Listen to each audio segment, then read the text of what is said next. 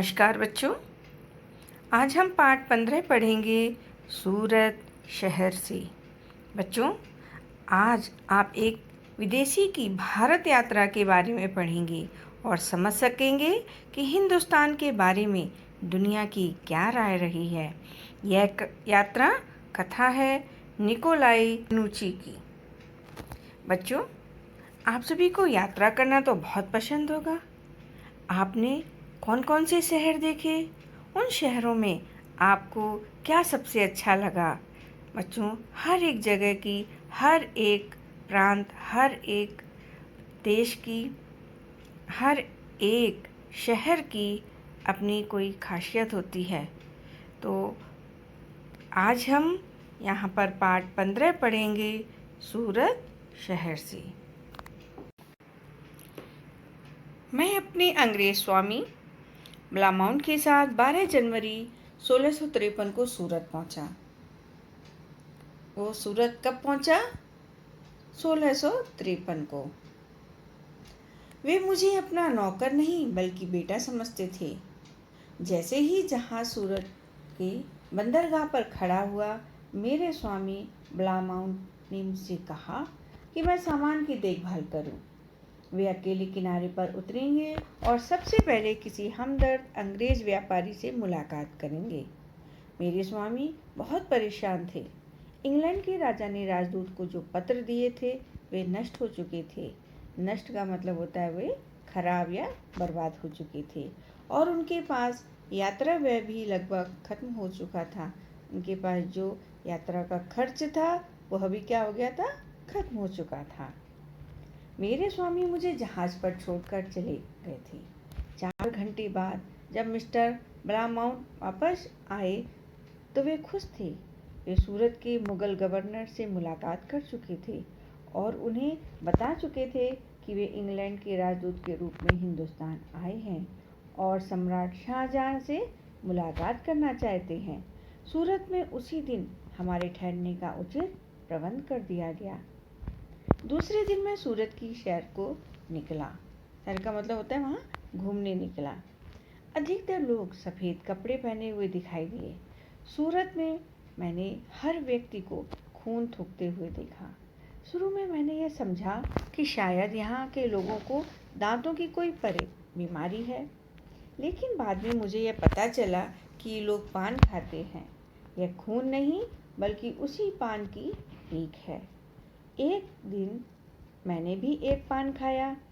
पान खाते ही मेरा सिर चकराने लगा, चेहरे का रंग सफ़ेद हो गया और मैं अर्धचेतना में धरती पर बैठ गया। अर्धचेतना मतलब थोड़ी बेहोशी की हालत में, थोड़ा थोड़ा सा उसे होश था। तो बच्चों, यहाँ पर बताया गया है कि हमें कहीं भी इधर उधर नहीं थूकना चाहिए।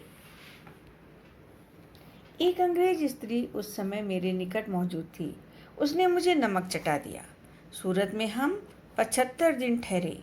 75 का मतलब होता है इंग्लिश में 75 डेज।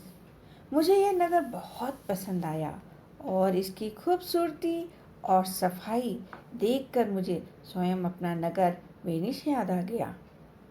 मतलब वहाँ की जो खूबसूरती और सफाई उन्हें बहुत ज़्यादा पसंद आई।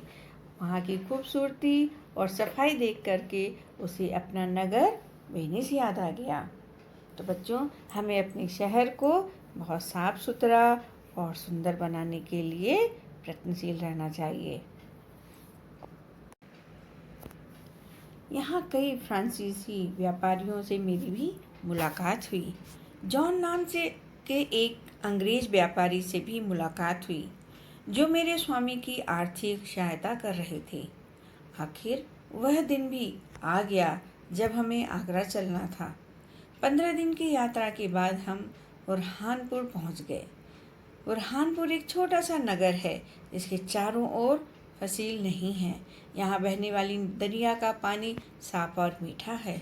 बुरहानपुर में ईरानी और आर्मेनी व्यापारी काफ़ी संख्या में रहते हैं। यहाँ बहुत नफीस और उम्दा कपड़ा बुना जाता है। बुरहानपुर में फल बड़ी अधिकता से पैदा होते हैं। विशेष तौर पर आम तो बहुत मात्रा में होता है। यहाँ पर सबसे ज़्यादा क्या चीज़ें होती हैं? आम। नगर के चारों ओर जो जंगल हैं उसमें जानवर भी बहुत बड़ी संख्या में पाए जाते हैं। सैलानियों को चाहिए कि वे हरगिज इन जंगलों में प्रवेश ना करें, क्योंकि जैसे ही वे जंगल में प्रवेश करेंगे डाकू या ठग उन्हें लूट सकते हैं। मैं अब तक ईरान और तुर्की का भ्रमण कर चुका हूँ, लेकिन इन दोनों मुल्कों में मुझे कहीं भी यात्रा की वे सुविधाएं नज़र ना आई जो यहाँ हिंदुस्तान में मिलती हैं।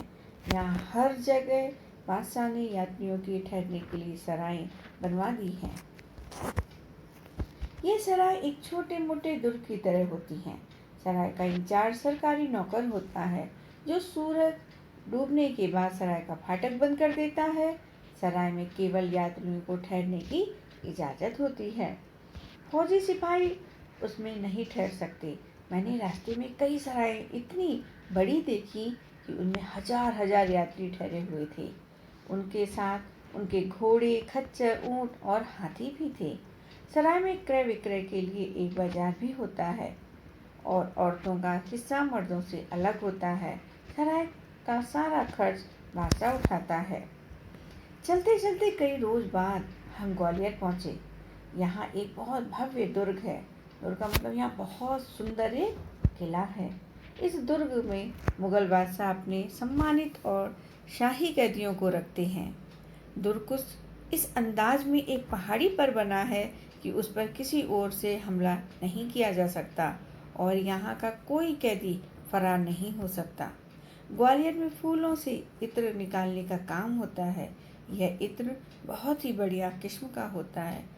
सेंट, इत्र का मतलब सेंट भी होता है ना, और वह फूलों से निकाला जाता है। उसकी खुशबू बहुत ही सुंदर होती है, सभी के मन को मोह लेती है। ग्वालियर में संगीतकार बहुत अधिकता में रहते हैं। यहाँ गाने का शौक आम है।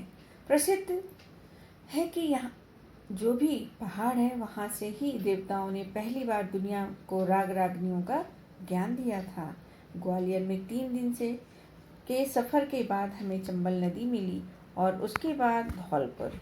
उसी जगह 1658 में औरंगजेब और दारा शिकोह ने एक निर्णात्मक युद्ध हुआ था। मैं भी उस लड़ाई में दारा के साथ शामिल था। 4 दिन के बाद हम आगरा पहुंचे। वहाँ के गवर्नर ने जब सुना कि इंग्लैंड का राजदूत आया है तो उन्होंने हमें रहने के लिए एक शानदार मकान दे दिया। जैसे ही नगर में हमारे आगमन की खबर फैली, आगरा में रहने वाले अंग्रेज मेरे स्वामी से मिलने के लिए पहुंच गए। हर रोज़ दावतें हुई जिनमें मेरे स्वामी को उपहार भी दिए गए। उपहार का मतलब होता है तोहफा, गिफ्ट। आगरा में उस समय बादशाह नहीं ठहरे हुए थे, वे दिल्ली में थे, इसलिए मेरे स्वामी दिल्ली की ओर चल दिए। तो ये पाठ था निकोलाई मन्नुची की कथा। शब्द और अर्थ।